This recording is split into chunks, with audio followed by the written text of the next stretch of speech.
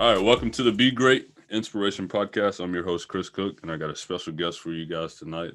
He's a professional surfer from Southern California. His name is Jello Meza. Welcome to the podcast, man. What's going on, Chris? Thanks for joining, man. And I'm excited, just to have this conversation with you because I get to learn more about you than I did, when we were training at Proactive together. So this is going to be a special opportunity. And I'm grateful that you were able to join. So I hope you have a good time, and I hope we get to share some of your greatness and what you've instilled in yourself in professional surfing, and just hmm you get to share your insight on what you do, and people get to learn more about you. So yeah, like just kind of tell me a little bit about your background. Like, what was it like growing up in Southern California? And how many siblings do you have? So to start off, I have three, and then or two, and then me three, and then I have another three from my dad's first marriage, and I'm the youngest technically. Well, I'm a twin, Wow, but I'm considered the baby. wow, It's like only like a 2 minute difference. yeah, that's But if you were sick. to see us, you would never guess. Right. My brother's like 6 foot with like really curly hair, and he's a little bit darker than me, and I'm more whiter and Asian. Yeah. I look more like my mom than anyone. Yeah, that's sick. So like, and all that having a big family like that. So like what was it like growing up in Southern California? Just give people a little glimpse of Yeah. what's it like having a big family. Well, my siblings from my dad's first marriage, we didn't really grow up with them. They stayed with their mom, Yeah. and just it was just me, my brother, and my older sister, and it was not hectic, but or I'd probably say more schedules with me and my brother because we were athletes growing up. We were playing every single sport, so we were Yeah. just constantly on the go. There was never really any like rest in between, Right.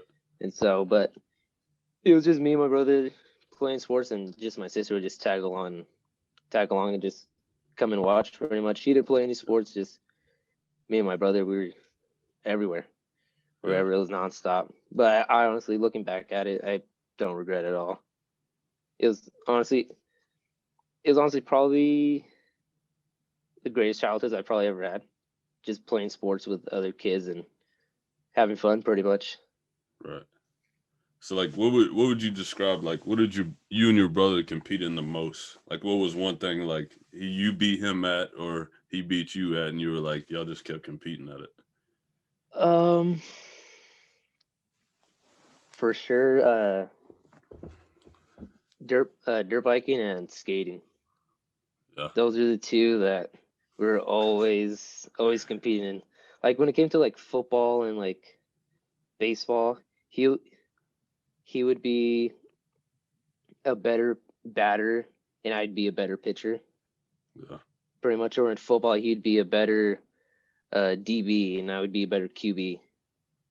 So it was always pretty much it was like we kind of swapped in like those sports because my brother would be better on defensive football and I'd be better on offense, or yeah, defense on baseball and him on defense. So it was kind of funny how we just like swapped in a way. Yeah.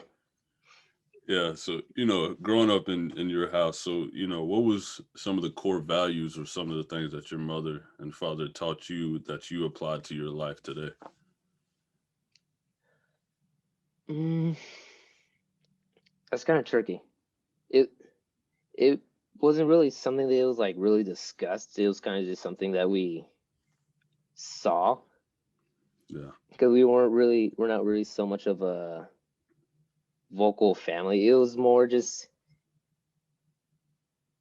seeing my parents like working as hard as they were and making the sacrifices that they like had to make. So it wasn't really. It was maybe I'd probably say more when we got older is when they started telling us like, okay, like they pretty much just told us like, look around, like look at where we live. Like it didn't come from nothing. We weren't like you guys were born like this didn't just come out of nowhere. Like you guys gotta like earn your way up in life. Like even and my dad would tell us stories like about him growing up because the business that they're running now is what my grandparents on my dad's side started. And my dad would pretty much just tell us stories of all the time that he started working by the age of 12, 11 or 12, of him constantly going and working with my parents, having no weekend, Saturday, Sunday, no vacation, no holiday. Every single day he was at work. And there was really no like time frame for them either. So like if my grandpa had to take order like at 8 at night or 11 at night, my dad would be there right along with him. So just like stuff like that, it was, I kind of like stood back and kind of like, okay, like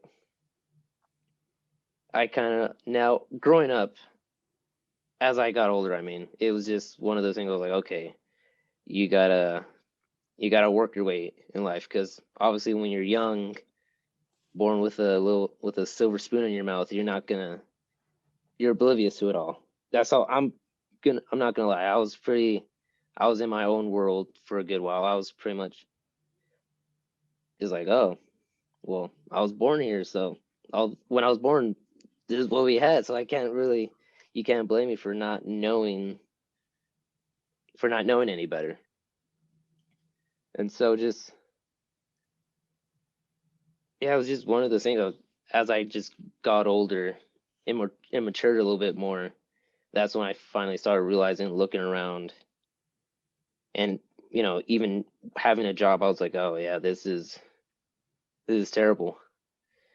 Like that, I took my business, like I took my parents' business for like granted because you know, I was working a job making like $400 a week, and I realized, oh, this life sucks if you don't like work hard or Right. even Right. go to school. Yeah. So yeah, just stuff like that. It was never really too vocal. It was just more seen at a young age. And plus, as a kid, I was always like self motivated, not in school but in sports. So it kind of, in a way, kind of worked out. I don't know where I got it from, but Yeah. it's just one of those things. I guess I was just born with it. That's sick.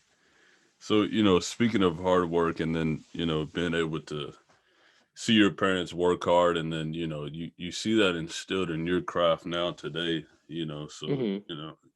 being able to, go to the workouts and have that discipline and, have the discipline and the recovery is incredible because you got to see it at an early age. You got to see your parents grind. So I think that's super awesome, man.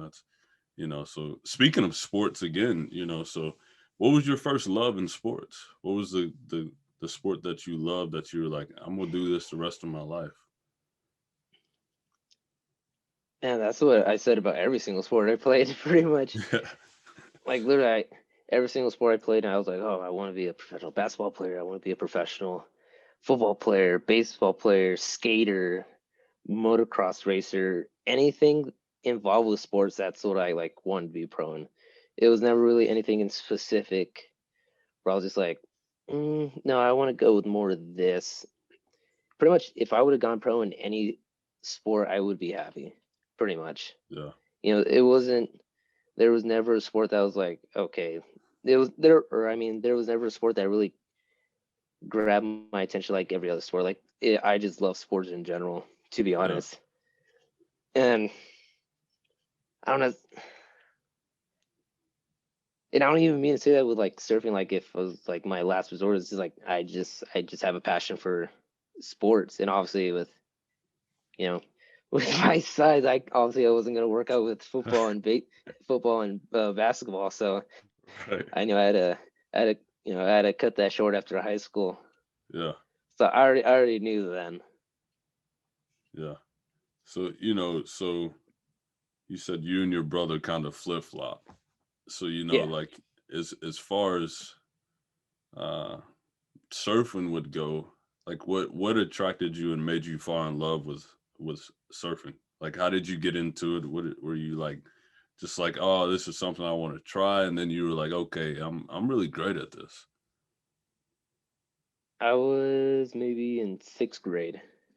We took a trip to Hawaii, and plus it was something that my dad always wanted us to do, even when we were in California. We were obviously in Hawaii. My dad's like, "Hey, you guys want to do surfing?" And we're like, "Yeah, let's do it." And I remember just like being out there, and I like as soon as I like stood up, it was something I was like, I don't want to leave. I don't like. It was just like calming and just like it was one of the things where it's like so out of my control. Like there's nothing I can really control. I kind of like have to roll with the punches, pretty much.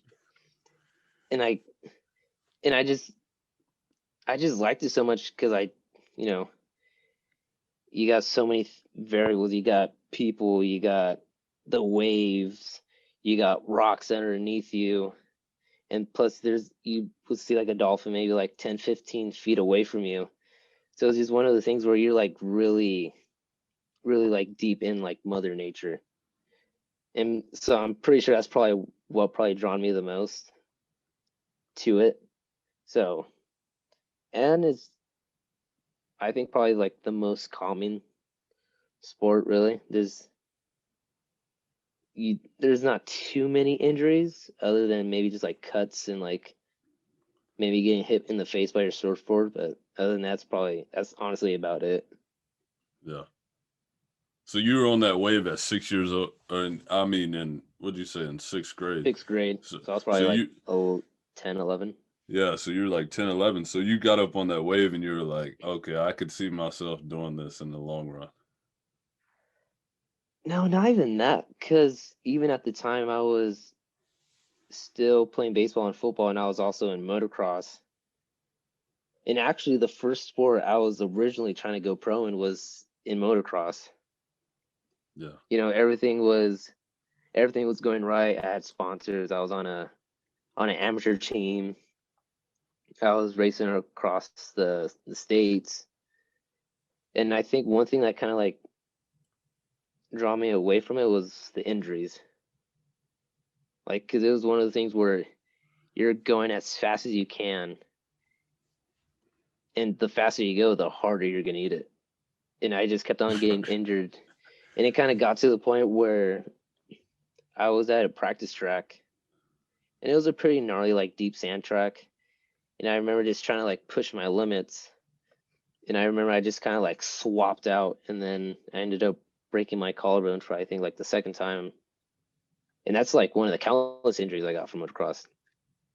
But that was like the last one I remember just being like, you know what, like I remember packing up and then going to the hospital. I remember just like sitting in the waiting room. I was just like that's when I thought to myself like this isn't worth it. Like because I'm barely getting started. I wasn't even pro. I was probably maybe a year and a half out of going pro. Right. And I was just like, you know what, this is gonna be one of the many of going pro where I'm gonna be getting injured. And I thought to myself, yeah, this isn't worth it. I don't want to, retire with a bunch of screws and bolts in my body, or it's even aching in winter. So I just kind of thought to myself, like, yeah, this ain't it. Oh, Yeah. obviously still love the sport, but that's when I kind of knew for myself, like, I'm gonna find something else. And I still surfed at the time too, so it was kind of just one of those things where I was like, all right, I'm gonna go compete. Yeah. And I think I was, how old was I? I was like 17. Wow. I was 17 years old, and I was like, you know what? I'm gonna go surf. Yeah. I'm gonna go do something else. And So tell us about the story of that. How long were you riding dirt bikes before you was like, okay, this is how many years were you riding? oh, I was a kid when I first started riding. I Yeah. was like 4 years old. Yeah. So that's So 13 you years. so you so you rode from 4 years old to 17 and you I mean, had I still ride now, but I guess like training wise and like getting there, yeah. right. 13 years. Wow. That's a lot of It's time and effort. That's a lot of that's a riding. lot.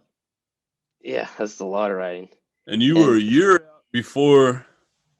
year and a half, yeah. Wow. And you were about to go professional. Yeah. Wow. That's crazy, man. Yeah, it's a little insane looking back on it. Yeah. And so it's a cool story to tell, if I ever do tell, which I don't, but Yeah. you heard it here first. Well, my audience is gonna hear it, man. That's dope, man. Because a lot of people are, they're learning, who each guest is, and I think that the coolness of it is you've been able to come on here and tell your story, and then people will be able to hear that and relate to that and say, wow, well, he trained for 13 years. He put over 10,000 hours into Oh yeah. motocross, and then he a year and a half, and he's about to go professional, and then he you know changes, and start surfing. So yeah, man, I think just as far as one of the pros I see, from my standpoint is seeing, to be able to play collegiate sports, just the pro was, man, the access to things, that I didn't think I would have as far as like education. You know what I'm saying? Oh Like yeah. to getting a free degree and going to college and, being able to do it at the expense of my body going through what it went through and, everything like that, man, that was definitely the pro for me. The pro was definitely going to college and getting, getting that education. Oh yeah. How So were you mentally during that though? I would say, man, I mean, one of the key things is, man, because I moved away from home, so for Hmm. me it was like, I moved what 7 hours. So when I first went to college, man, I was like 40, 45 minutes away, so I could jump in the car and go to the crib with no problem. But man, once I moved that 7 hours, man, depression was real. Like Oh yeah. I was like mental. This, at first I wasn't a bit advocate because I didn't know a lot about mental health. But man, you talk Yeah. about depression kicking in and being like homesick for 7 hours away. And I think the thing that I struggled with the most at college, man, was for real my foundation that I had at home. It's that community feeling, you Oh know. yeah. So I think, man, yeah, depression, man, and I think that's a topic that definitely needs to be discussed more in us athletes for sure. Because yeah, it's definitely not. It's something that's not really talked about too often. Because I think it's more of the people from the outside looking in that don't really see the daily grind, what really goes on. They they just think, we're just chilling at home, hooking up with all these chicks, going to all these parties. Right. When in actuality, people like I don't know. For me, at least, I'm probably alone, probably 80% of the time, Yeah. and I don't think people really know that.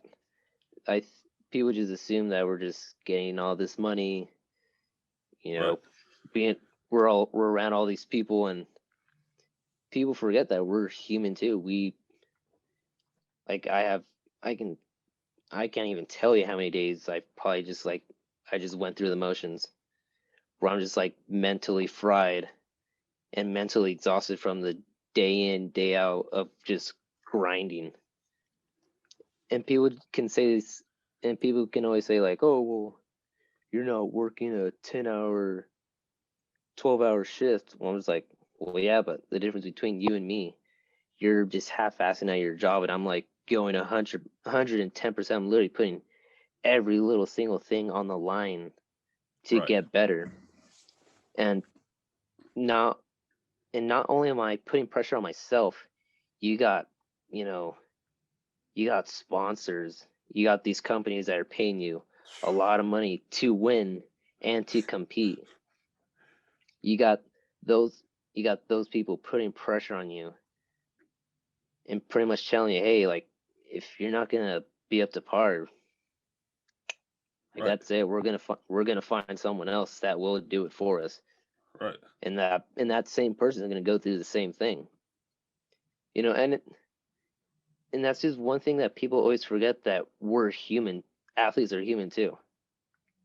Most You know, we definitely. have feelings. We're not these robots where we just yell and scream and always motivated. Like, no, I'm pretty sure you also can relate to. There's days where you're just unmotivated and you're working towards a goal and you have no idea when you're going to reach that. You're working towards something that you don't know when you're going to get there. You're Most always definitely. fighting pretty much that. You're always fighting through that depression, pretty much. Right. And No, I know you that's something hey, that. Oh yeah. yeah, man, you're definitely right, man. I know, for me, I can definitely relate to that, man. I actually, man, I went through a health scare when I was actually at Barton in 2017, man. And it was just like, it was all depression related. I was, just Hmm. depressed, man. It's just like, you're right, though, man. I don't think it's because people, I think they don't understand what it takes to get to the level that we're at. You know what I'm saying? They Oh think yeah. like it's you put in a little work. No, dude, this is if you knew what I had to go through to get to this point, I don't think you would even want a taste of it. Hell no. Hell at all. Yeah, They wouldn't even. They wouldn't as soon as someone sees or hear me tell them, "Oh, I wake up at 4 in the morning." right. Hell no, no. Yeah, Oh, I go to sleep at 8 at night. Hell no. Mm-mm. right. I don't even go to parties. I don't even drink. You don't go to Yeah, parties? No, I'm not interested in that. I got other things that right, I'm trying to do. right. You know, it's just one of the things that people don't really understand. People think, and even some athletes think as well, that as soon as you go pro, that I'm just kicking back, just chilling with my hands up, watching Yeah, TV, watching the money get come in. Hell no. You're yeah. at least in my sport, we're fighting for a paycheck at every single Most competition. most definitely. So that's probably for sure the biggest misconception about being a professional athlete. They think, okay, I can just do, you know, I can just do this much amount of work and I'll be fine. Right. No, it's being a professional athlete. It and you can. I know you'll, you know, agree with this. It's a dog eat dog world. Dude, it is. Every everyone's trying to get there, Oh, get their own. everybody is. I think LeBron said it best though, man. He was talking to some kids, that were coming to him and Chris Paul's camp, and he said, "Dude, when I got I had all this stardom coming into the NBA, but when I got to the NBA, I had to start all the way over. I got to Pretty start every much. year. I got to basically start all over, and I got to prove myself again." It was just like we seen what Steph went through the other day, and everybody was like, "Oh, where's Steph at now?" And it's just like, dude, he's a three-time NBA champion, two MVPs, anonymous at that. Like he was Oh anonymous yeah. MVP. You know what I'm saying? Led his team to the finals Hmm. multiple times. It's just like I don't think people get like how much sacrifice and dedication and just the heart and the sweat and the tears and being away from Oh his yeah. family, traveling. You know what I'm saying? Flight to flight. Like I don't think people they don't get that shit, man. They don't understand that. Like, dude, you gotta be like you just gotta be different to be a Oh professional yeah. athlete, man. I don't think people. You're right though, man. People don't get it. They think we're like superhumans or something. And they just put us on this pedestal, Yep. and they just like, oh, this person, these athletes like LeBron James, Kevin Durant, or Tom Brady, people just think, oh, they have zero Yeah. problems. Right. They got they got zero mental health issues. Right. Like no, like every single athlete at some degree deals with some sort of health issue, one way Facts. or another. No, that's true. Some may have it more severe than others, but people just think, yeah, oh, they got money coming in, they have zero issues. They don't have family members dying. They're immortal. Like, no, we all deal with everyday life problems just like everyone else. You're People just think, exactly right. oh, just become just because those guys are earning 30-40 million dollars a year, that all their pain is gone. Like, no, we all deal with some sort of pain one way or another. As much as we try to ignore it, even I tell myself that we all deal with it. Just the only difference between you and me is I push through it. I don't sit back in my feelings and soak into them and absorb every little bad thought. You just one of the things you just have to muscle through it. Most definitely. And I think one of man, like you just said though, man, one of the key things is, man, you just got to keep pushing. I Pretty mean, much. I mean, it's just like, like you think LeBron when he lost the finals in 2011, to the Dallas Mavericks, you think he just was like, oh, I'm just gonna sit down and no, the dude went back to work, just like Kevin Durant. When he went to the Warriors, it was like, oh, he did this, he did that, but no, Kevin did what was happy, what made him happy. You know what I'm saying? And Oh that's yeah. another thing. People, man, they put all these expectations and all these pressures and what they expect you to be, and it's just like, no, Oh yeah. that's not what I want to be. That's not what I want to do. This is what I want to be. This is what I'm going to do. And I think that's probably like the most gratifying thing is being selfish. You 100, have to at be. least for me. You You have you to be. have to be, because if not, you're just gonna get rolled over. Most definitely. You know, you'll get like bad deals. You'll be in a spot where you don't want to be, and that's just one of the things I just love. I just love about that. I love being in control of my career and not having someone tell me. Of course, I'll take their advice, but I don't want to be. I don't want their opinion to be the final decision. This decision for sure. Most definitely. And I just think, man, that's key right there. I mean, who wouldn't want to be in control of their own destiny? You know what I'm saying? Oh yeah, Like that's the for best feeling sure. in the world. Like if you here's how it works. If you don't work your ass off, like you're not gonna be great. Like it's only up to Jello though. You know what I'm saying? Like no Oh one yeah. is. You know what I'm saying? I think that dude No one that else. no It's not no because of him, her, my family. right No, it's all on me, regardless. Whatever right goes on, it's all on me. facts. And I And think I just that love it. dude that's key though, man. And I mean that's the best feeling. Been and like you were saying though, man, I think just the mental health, man, has to become a huge focus in athletes, man. And Oh because yeah. I mean, you think about, I mean, just think of football, man. Those dudes are getting hit in the head and they're tackling each other. I mean, just imagine how you feel, how your body feels after every game on Sunday. You know what I'm saying? And then people are like, "Oh, well, you didn't get me these fantasy points. You didn't get me. I lost my fantasy points because this guy didn't play well." And it's just like, dude, are you serious right now? Like If only that they knew what if only they knew what it right, felt like. right. Only if they knew what that player went through the week before that, or the day before that.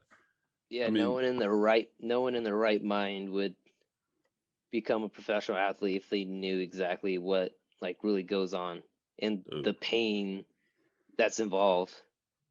That's I why mean, stubborn people like yeah, us don't like to give up. right, exactly.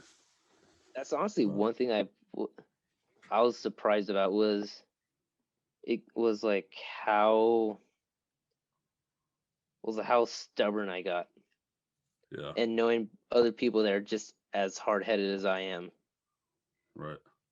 It's just, I probably think that's one good pro about being a professional athlete is just like, yeah, there's that mental illness and stuff like that, but also like that mental toughness that you build up, Most definitely. and that's from like other things that you wouldn't really necessarily get it from for like I guess working a regular job Yeah, is that mental toughness it and building tolerance for being uncomfortable or being comfortable with being uncomfortable.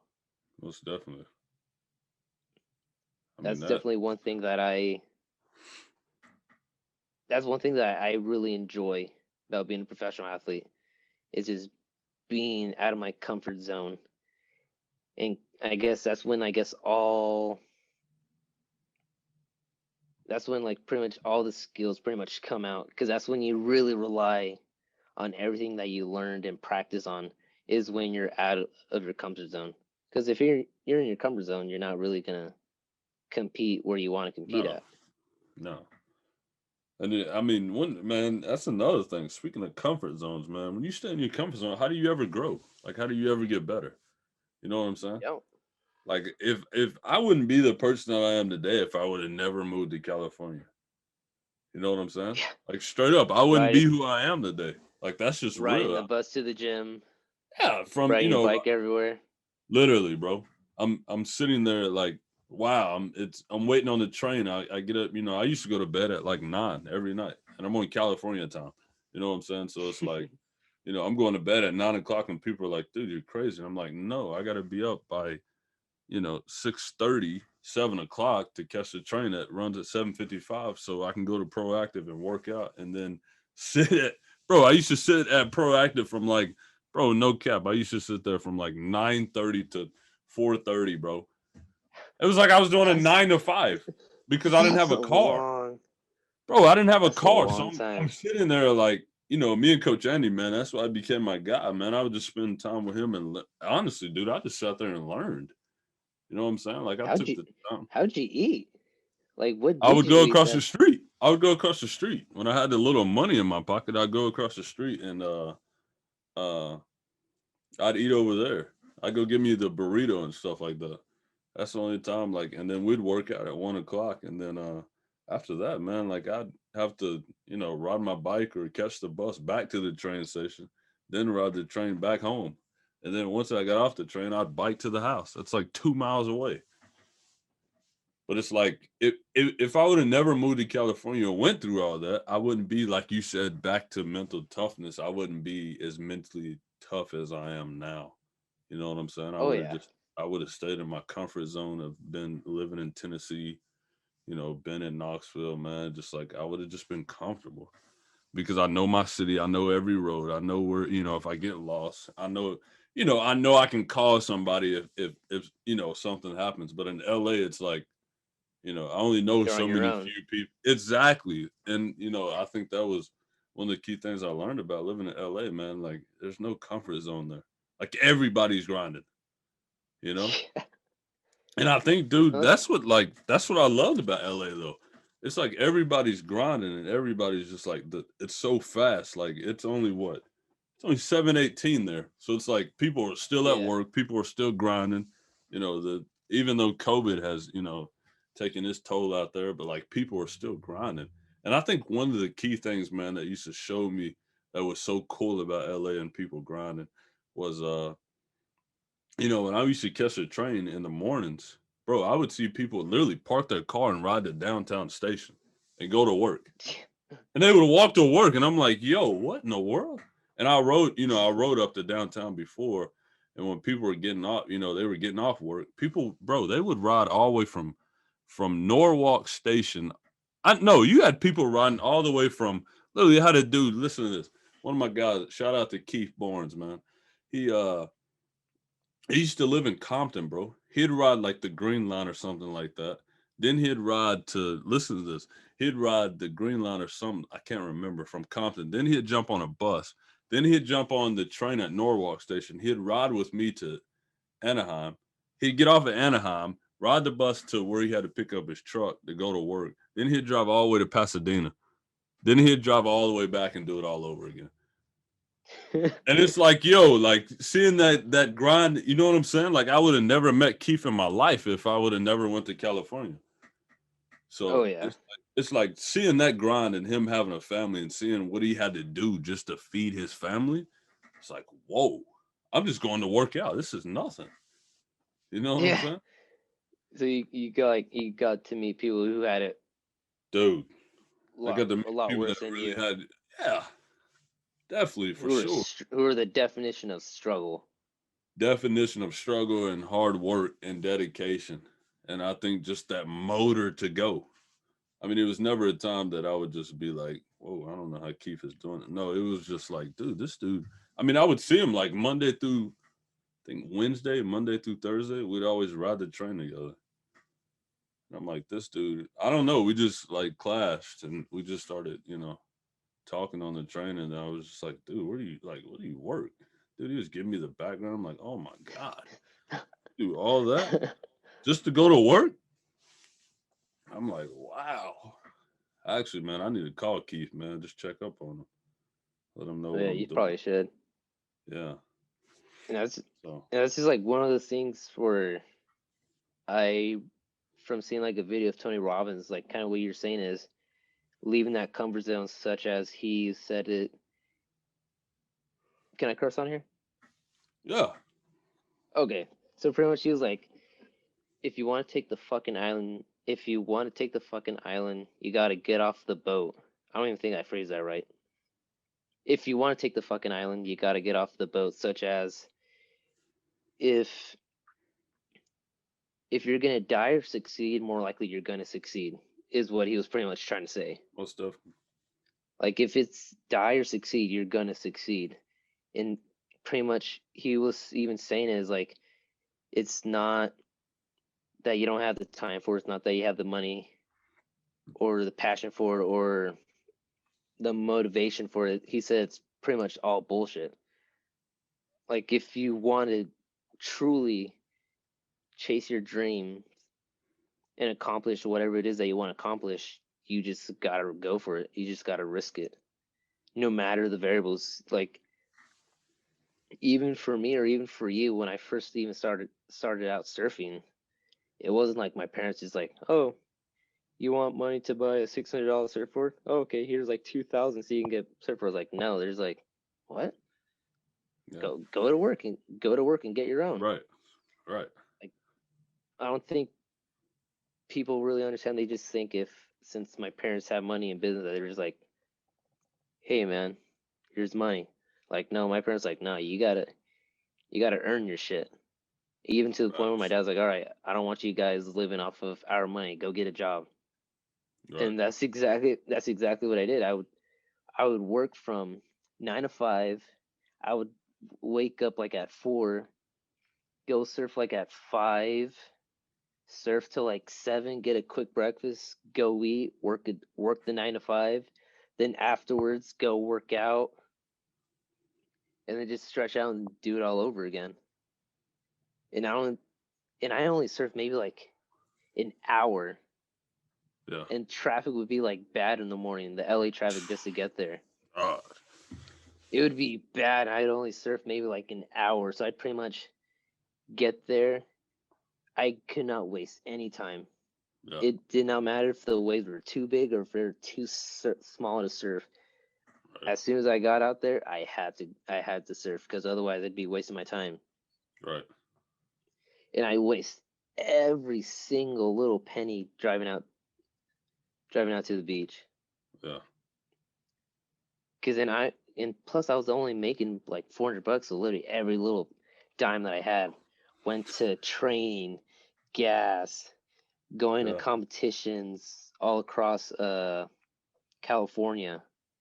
It was it, I wouldn't say, because I hate using the word struggle, because I guess I wasn't really struggling because my parents have a business, but getting there was multiple times where I was like, man, I should just hang this up. I Yeah. should just go back to school and work with my parents. But like always something inside I was like, but like, can you live with it? Yeah. Or like, can you live with yourself quitting after putting all that time? I was like, no. After all the time, all the money, all my energy, literally everything that I had put into it, I'm like, Yeah. there's nothing in me was like, no, I can't give up. I've come too far. I've put too much work. I put too much blood into it. I was like, I gotta stick to it. And Got plus, to. if I were to quit, it just become a habit. Yeah. And that's the last thing that I want to do. And that's one thing that I wanted my parents to see as well. Because then, if I were to quit, I'd be proving their point that it wasn't possible. Right. And that was also one of my biggest motivations as well was my parents not believing that I can do it, or my family members not thinking I was able to do it. Right. Cause shit, you got a fucking 17-year-old. It's like, oh, I'm gonna go pro Yeah. now. Yeah. It's like, what the hell are you like? What the hell are you thinking? You're 17 years old. My dad would be like, there's kids that are like been surfing since they're like 4 years old. And I was like, Right. well, I no doubt in my mind. I just always told myself I can do it. All I just did was just hope. Yeah. I just hope. And not even that, I was never really much of a person to like really speak it where I'll be like telling the whole world. It was just something that Yeah. I did on my own. And it was funny when I first like went pro and I first got my first sponsor, all my friends and family members are like surprised. And to be honest, not even everyone even knows that I'm a professional surfer because it's something that I'm like low key about. No, for And sure.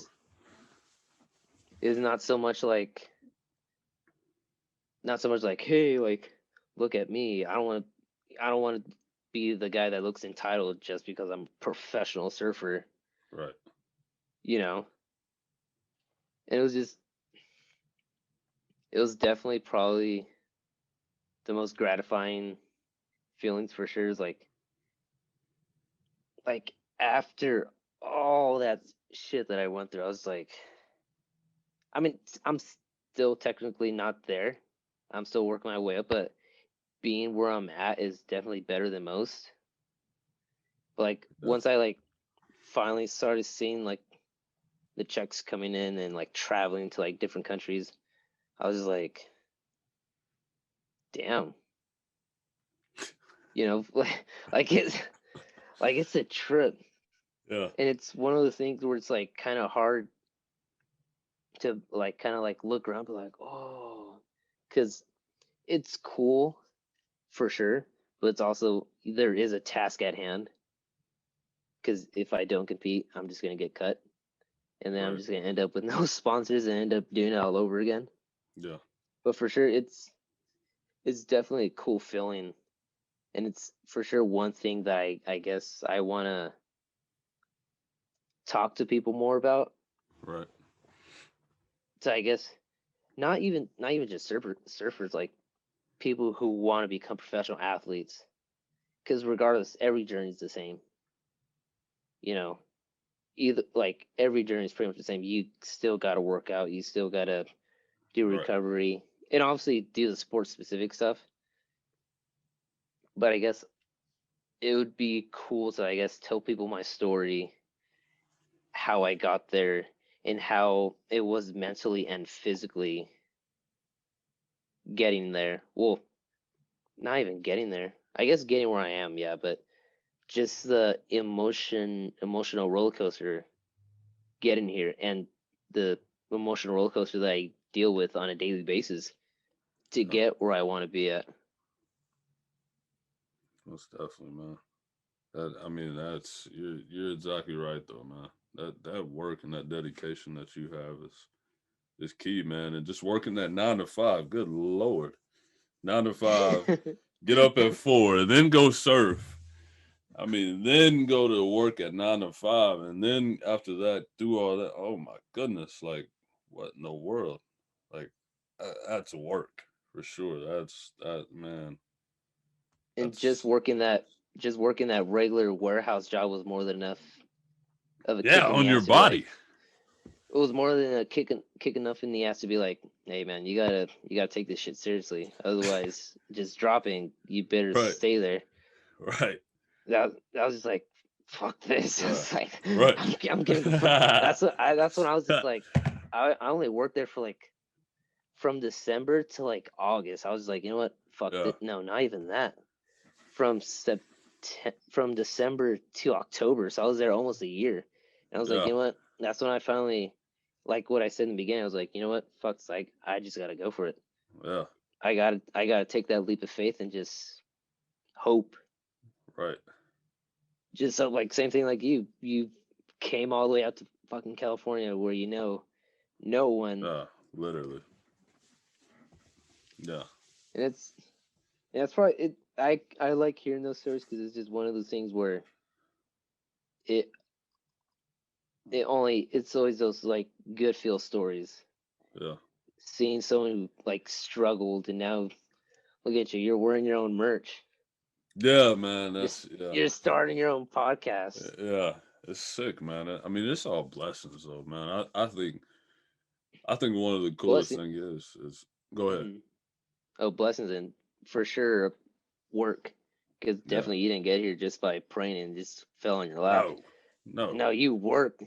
You Definitely like not. as much like for sure. Okay, I'm a bit. I'm sort of religious. But Yeah. for sure it wasn't all of the grace of God that got me here. Like for sure, all I love that guy. I pray not often, Yeah. but for sure, like he for sure he was the reason why I probably did become pro because he probably drifted me more to surfing. But I wouldn't say he's the main reason why I became pro because or to be honest, I don't even know. Yeah. Maybe it probably was him. I don't even know. That's Yeah. is a mystery. Yeah. But yeah, what you were gonna say? No, I was just gonna say, man, be great is man, all glory to God, man. This I mean, it was just I mean, dude, be great, man. I've been thinking about this since I was in high school. And then just to be able to put it into action and I think, man, the coolest thing to me though, man, honestly, it's not even the merch, bro. It's about when this podcast comes out and then I get to tap into this and I get to Hmm. help people see the greatness in themselves. That Oh man, yeah, that dude, that's key for me. And then once the merch applies, then once you put hmm the knowledge and then you invest in the merch, man, that's when it takes it to the whole nother level. But when I can put oh everything yeah, right here on a silver platter for you and get you here mentally, for you be a, for you to be able to see the greatness within yourself, because it's yeah, easy for us to sit there and say, yeah, LeBron's great, Tom Brady's great, Steph Curry's great. But when does the average person ever look in the mirror and say, well, I'm great? I may not be where those people are, or I may, not even speaking athletics, but I may not be where that person is, but I'm great myself. You know what I'm saying? I'm great at what I do. oh yeah, You know, I don't have to be at this, whatever job that you're at, you don't have to stay there. I mean, I think in oh a yeah, way, man, everybody, here's the thing, man, and I truly kind of believe this in my heart, and this is just my personal opinion, but all of us can be entrepreneurs, man. Everybody oh has yeah, everybody has, like you said, you had ideas of stock markets, the real estate, the restaurant, the like all those ideas are entrepreneur. It's entrepreneurship at the end of the day. And it's like so many people they get stuck in being comfortable and they don't ever get out of their comfort zone. So they just stay where they are. And then you get people that work for companies for 30, 40 years. But they had this idea when they were 25 they worked to their 65 at the same company. And it's like, and then you ask them their story, and they're like, "Yeah, I had this idea when I was 25 that I wanted to do, but you know what I'm saying." So me, I yeah, never want to be great to become something that is like, I'm 50 now, and I've worked in corporate America for 25 years, and I never developed what I wanted. You know what I'm saying? Like I didn't want yeah, to. So I think I've taken my goal, man, is to take this global, man. I want people to be able to hear your story and other people's stories that I'm going to have on here, and just like them be able to see the greatness in y'all. But then once they hear some of the stuff and pick up some key concepts of how you became who you are today, like dude, yeah, that's gonna be epic. So oh yeah, yeah, that's and the key. definitely one thing for sure, like a person who I say I look up to is like Tom Brady, Yeah, and more. Of course, I'm a fan of LeBron and Kobe, but I'm more of a fan of Tom Brady more because he was always doubted most definitely. from the start, and I take that to heart because I don't care how good you were when you're four or how good you were when you're amateur. It's a Yeah, whole different ball game when you're pro. Talent, I can give a shit about talent right. when you're a professional athlete because everyone, let's face it, everyone who's a professional athlete is talented, but not every single one of them is going to win a championship. Not every single Most one of them definitely. is not going to make roster or even practice squad or even D League, Yeah, no, you that's know? facts. So that's just one of the things I don't necessarily like believe in hype. I don't care for how good you were when you were young. We're not talking about then, we're talking about now. Right. We're not reliving your glory days where you won 100 championships, but now you don't have any sponsors because you sucked when you Yeah, got older. right. So, yeah, it's just I I I think it's pretty cool, especially how like the world's like reverse. Because I feel like for me, it's always that person, and not even in sports, it's always that one person who was maybe dumb in high school or who dropped out in high school, who didn't even graduate high school, always end up being those like successful people. Most definitely. And it's pretty cool. Like shit, like my grandpa had like a second grade education. Yeah, He brought his family from Mexico in like 1960, worked as a janitor, had multiple jobs. He was a mechanic. He did everything that you can think of, and just one day decided to make pouts, and all he had was maybe like a couple $100 in his pocket, his truck, and he decided to just go for it. yeah, And now it's been running for like 35 years, a yeah. multi-million-dollar business, and Right. like stuff like that. I enjoy hearing underdog stories. Not to say that I'm not a fan of LeBron, but I'm always a favorite of the underdog, the people who like worked their way, they crawled and clawed their way to the top. Yeah, It's definitely like inspiring thing. And it's pretty cool just watching you on your journey too. yeah. From picking you up and taking you home, working out at a gym that you couldn't even afford. No, literally. Yeah, literally. And that's So probably that and it's pretty sick just even watching you now. yeah, I To be honest, appreciate it's that, pretty man. sick. Yeah, I really do appreciate that. But it ain't been easy. Definitely not that. But it's Hell definitely no. been a process, man. And just literally, I think setting up questions and setting up the times and the meetings and sending emails and getting this person on here, man. All that takes time and commitment. I mean, designing this, having this idea for the tie dye and then my next shirt, all that, dude. All that stuff takes time, and I gotta, pay. I gotta pay for this stuff. This stuff doesn't come free. You know what I'm Yeah, saying? Like exactly. this isn't free. So I gotta put in the work and the time for it. But man, I love every bit of it though, man. Like stuff like this, I love this stuff though, The man. process. So yeah, the process is beautiful, and then once you get to execute it, like I have back here, I got hustle, I got grind, and I got execution, and I think those are key values of life because you hustle, you grind, and then you execute. And that to me is what to be great. So Oh yeah. so just uh speaking of surfing, so now we get to this question. Everybody always has this question, and Mm. time becomes a thing. This. We get older, so give us what's next? What's after surfing? Like what would you want to indulge in, or what's next? Mm.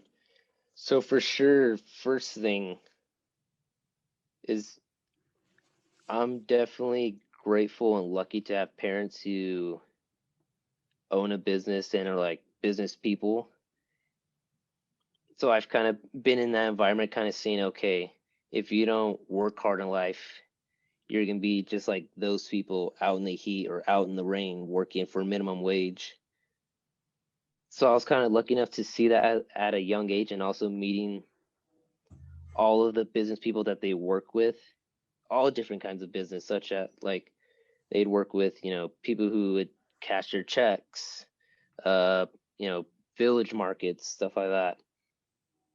So I've been kind of lucky enough to kind of see the different businesses and everything that goes into it, and kind of knowing the ins and outs of running a business. Because I live with my parents; they run a business every single day. Right. So I've been kind of fortunate enough to have them, and even getting to know professional athletes where they would kind of introduce me to their financial people, or they would introduce me to an agent, or a manager. So I guess I've been kind of lucky enough to meet good people that will like guide me and kind of help me financially in the long run. Excuse me. But to answer your question, like I've been having ideas of franchising gas stations, franchising, restaurants, having a restaurant of my own, getting into real estate, stock marketing, um, just stuff like that. Like for sure, I have a passion, and also even owning a gym of my own one day. That's something that I'm really passionate about, and that's just one thing that I've been. It's I wouldn't say something that I've been thinking about a lot because I try not to think about it because obviously I'm like gonna be into. I'm only 22. Right. It's something I try not to think about too often, but that's definitely something that I would, you know, one thing I would want to do, or even once I'm financially well off, is to even get into apartment complexes and to even like, I guess like give it out for or rent out the apartments at a good price, not so much as a 2,000 $2,000 for a studio. Like no, like 500 $600 for a studio. Like Right. that is that's my goal financially, to be to be, I don't want to say rich, but I guess well off enough to the point where I can like help people, and still be good on my end. Like that's my thing. I enjoy helping people. I enjoy donating. I enjoy, seeing a homeless guy and giving him like $100, stuff like that. Helping my friends out, stuff like that. So that's something that I would definitely. That's the goal for sure, is to be financially well off to the point where I can just like help not every single person, because you can't help everyone in the world, but help enough people in the world that would make a difference, and even build a brand of my own in surfing where I can help, struggling surfers and give them their first big break. Yeah. So yeah, Dude, there's a lot. I dude, got a you lot got a that lot of I want to do. ideas and a lot of goals, man. I love that though, man. You just I wouldn't say you're everywhere, but it's just like you just have so many ideas and so many things that you want to create, man. That's awesome. And we need more people like that in this world. All right. So man, hey, this has been a heck of a show, man. And I'm just like I've been wanting to get you on here ever since we clashed at Proactive, man. I was like, this dude's really cool, man. And then, you used to Oh always yeah, help me and, pick me up because a lot of people don't even know, man. I used to ride the bus and the train everywhere, and I used to bike everywhere. But this guy right here, man, used to pick me up before a workout. So, I appreciate you. And I thank you jumping up on here. But man, I got one more question for you. And this is the last question that I got yeah. for you, man. So, what does be great mean to you? For me, I think it's trying to be your best in every single aspect that you can think of. Trying to not only to be great yourself, but to help others reach to their highest potential. Not so much trying to only help and boost yourself, but help those around you and try to become their best selves that they can possibly think of, and even being to the point where they're happy to be in their own skin. They're happy to be alive, or to even motivate them, to help them push them to chase their dreams or overcome a fear. That for me personally is what I think what be great means. That's dope. That's dope. So bringing the greatness out of other people, man, that's awesome, man. And Jello, man, thank you so much for joining been on the Be Great Inspiration podcast. It's been a joy, man. And I know and the conversation was awesome, man. So I appreciate you for jumping on here, man, and just thank you, you know, thank you for being an Oh yeah, for inspiration. sure. And you keep being great out there. So I'll talk to you soon, my brother. Oh yeah, got to. Take care, man.